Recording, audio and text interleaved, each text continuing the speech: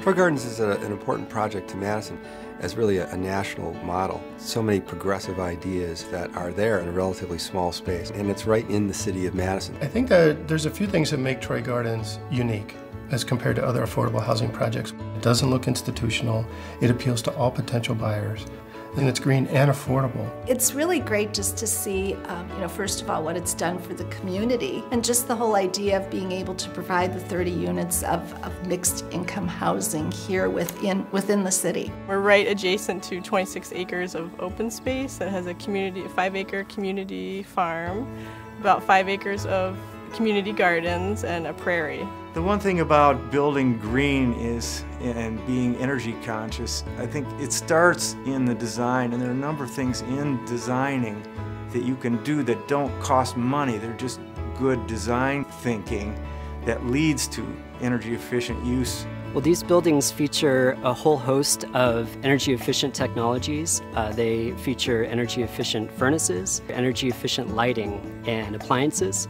But I think one of the greatest things about it is that it's also close in to the city of Madison, and so people can ride their bike if they choose, or they can take public transit. It's not only the costs of running the buildings or operating the units, but it's also the overall cost of living.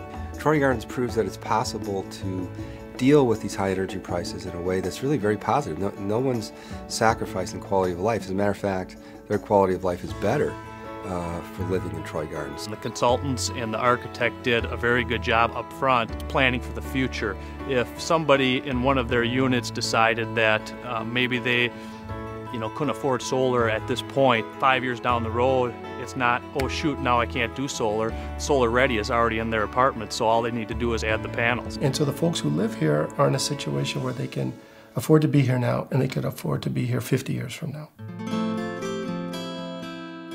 Affordable housing can also be beautiful, and it can be environmentally responsible. I think the old traditional model of affordable housing is housing that's just kind of slapped up, and that's all you deserve. If you can't afford to buy a market rate home, then this is what you get. The whole goal of the Troy Gardens project was to create a site where a group of people could come together and feel like they have an identity. Most of these ideas didn't come from city government, they didn't come from City Hall, they came from the community. And that's another reason I think that this is such a unique and successful project. It has tremendous community support. If this project were recognized by the Home Depot Foundation, I think it would bring national attention, well-deserved national attention, to this project. The recognition from the Home Depot Foundation resonates on a number of levels for us. Locally, it validates what we're doing here. I think people from around the country could study it, could come here, experience it, talk to the people who actually made it happen, and maybe take some of those good ideas back to their hometowns. We have a great need for affordable housing here in Madison and around the country.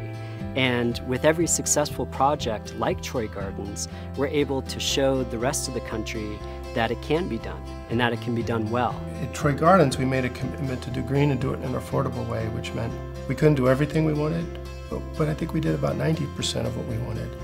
And we hope people copy what we did. That was one of our goals.